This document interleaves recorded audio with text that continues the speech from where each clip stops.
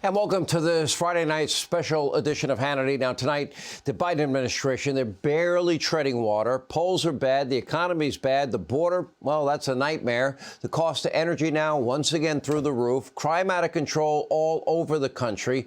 Rampant homelessness, the likes of which we haven't seen in a long time. And the president can barely string together a coherent sentence without assistance. And Biden's weaponized Department of Justice, well, they've lost all credibility. And, well, what's happening now, we have new allegations of possible misconduct against the DOJ. The Attorney General, Garland, and his minion, David Weiss, they're just flat out lying. How do we know? Because now yet another IRS whistleblower testified that the DOJ's tax attorneys and Hunter Biden's legal team had an unusually close working relationship. How convenient.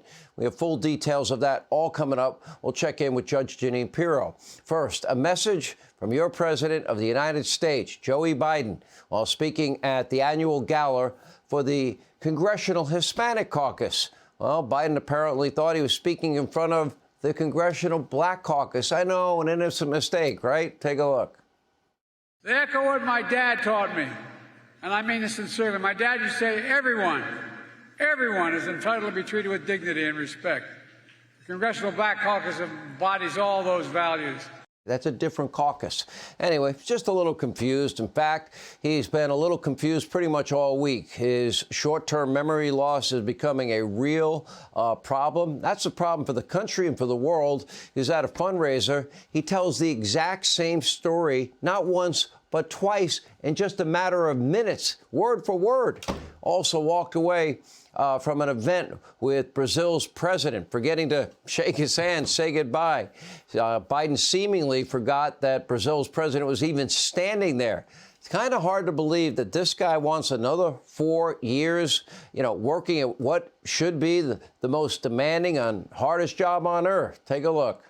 For one day, my administration, the United States, has treated this crisis as an existential threat from the moment we took office, not only for us, but for all of humanity. Now, even as we evolve our institutions and drive creative new partnerships, let me be clear.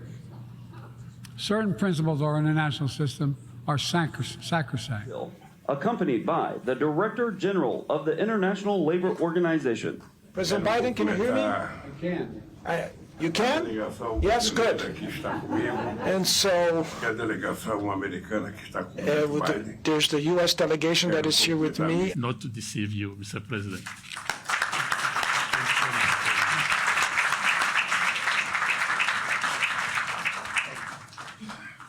No nation can be truly secure in the world if, in fact, we don't stand up and defend the freedom of Ukraine from the face of this Russian brutality and aggression. We finally beat Big Pharma. I've been fighting it since I've been a young freshman. Sad, it's humiliating, it's embarrassing for the country. His cognitive struggles might actually be the least of his problems. We got a new poll showing that nearly half of you, the American people, support the impeachment inquiry against Joe Biden. They believe that Biden is corrupt and he should be held accountable. Meanwhile, Biden and Trump, well, they're beyond a dead heat. Trump now winning in most polls. CBS poll even has Trump at the all-important, look at this, 50% threshold. That's a big number.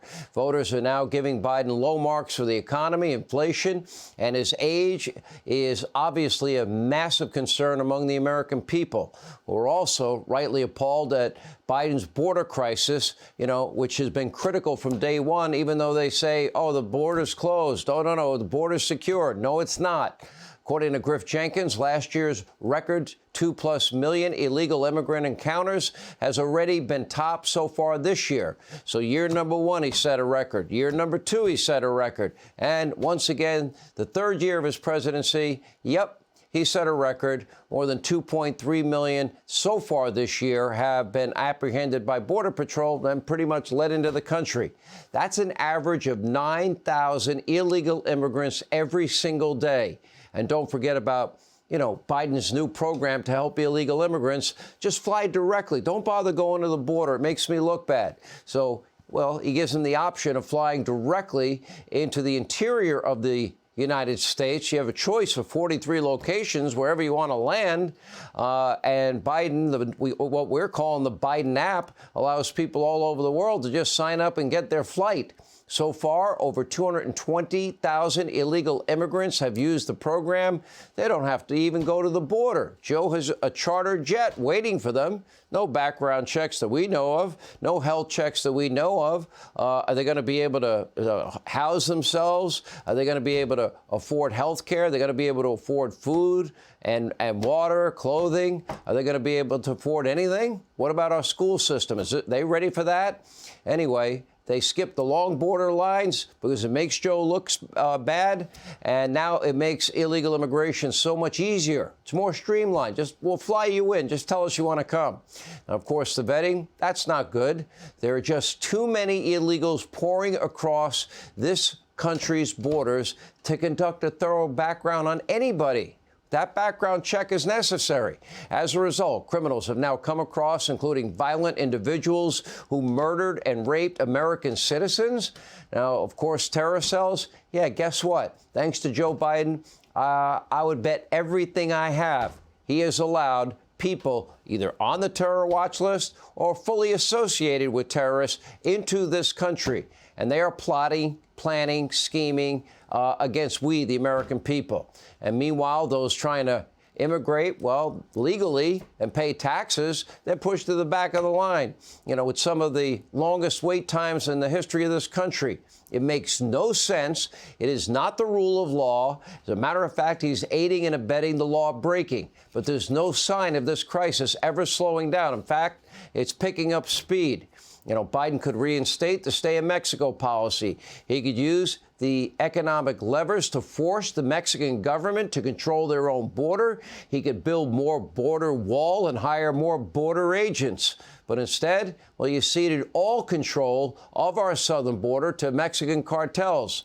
Now, remember, he employed a similar tactic in Afghanistan when he allowed the Taliban to conduct all security outside the airport, right outside their walls. Did that make sense? No, because we abandoned Americans behind enemy lines. We abandoned our allies behind enemy lines. And where's the border czar, Kamala Harris, as VP? You appointed her to that position over 2 years ago. And, apparently takes finding solutions to this crisis, talks about it regularly, but he doesn't come up with anything. During that time, the crisis only got worse. So naturally, Biden rewarded her with a new mission. Oh, she didn't even make it to the real border where the problem is. He was down there once for just a couple hours. He didn't see where the problem was either. She will now serve as the administration's gun control czar with a goal to end gun violence in America as we know it. Let me tell you how that's going to end. They're going to want to take away your right to keep and bear arms. Now, I wonder if she'll even step foot maybe in the south side of Chicago or West Baltimore or South Central L.A. or New York City. Thousands of people shot and killed every single year. You don't know their names because they can't politicize those shootings. Or is she going to use the same tactic that we saw with the border and do absolutely nothing? Hey, Sean Hannity here. Hey, click here to subscribe to Fox News YouTube page and catch our hottest interviews and most compelling analysis. You will not get it anywhere else.